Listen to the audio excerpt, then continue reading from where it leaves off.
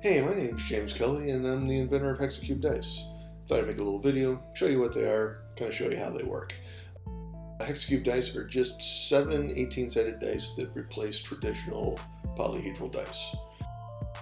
Polyhedral dice are great, but some of the dice are better than others.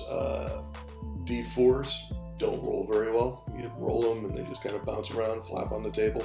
Kind of feel like you're not getting like a real random number, even though you probably are.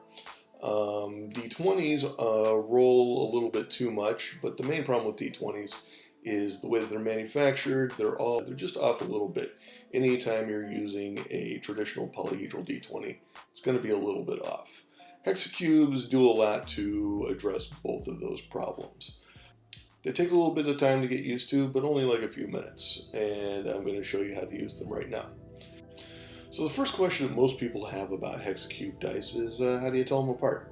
Since they're all kind of the same shape, it's really not difficult at all. Everything under a die 10 is called a tall. Talls look like this. You can see that the number is vertical in the hex. So that is your 4, your 6, and your 8. All your dice that are smaller than 10 are called talls. If you look at this D12 here, you'll see that the D12, the number is horizontal in the hex, side to side.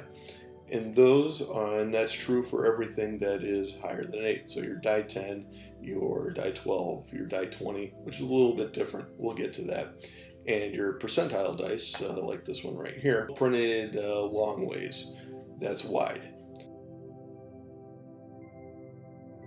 So small is tall, big is wide.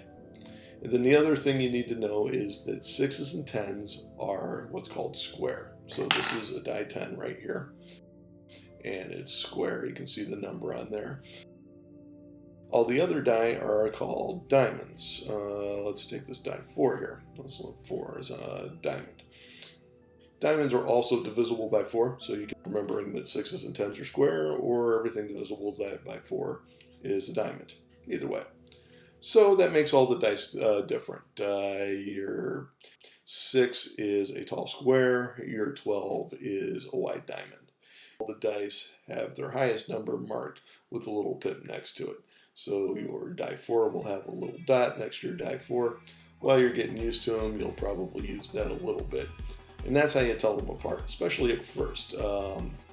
There are lots of ways to tell them apart, but for really even one night, you're going to realize that all of the dice have a unique look that you will learn to be able to pick out at a glance.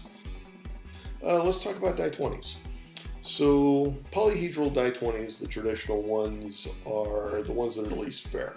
Any slight warping in the shape or with one face or one edge will throw off the dice, and they're good enough for gaming, but the dice that you use is going to be slightly biased. So with my dice, what I decided to do is make a system similar to a percentile dice. So you got this binary die here. It's ones and blanks. They come up evenly. So if you roll a blank in 1 through 9, that's just 1 through 9. If you roll a 1 and 0 through 9, that's going to be your 10 through 19. A blank and a 0 is a 20, much like all zeros, 100 in a percentile dice. And that's it. That's your 7 dice.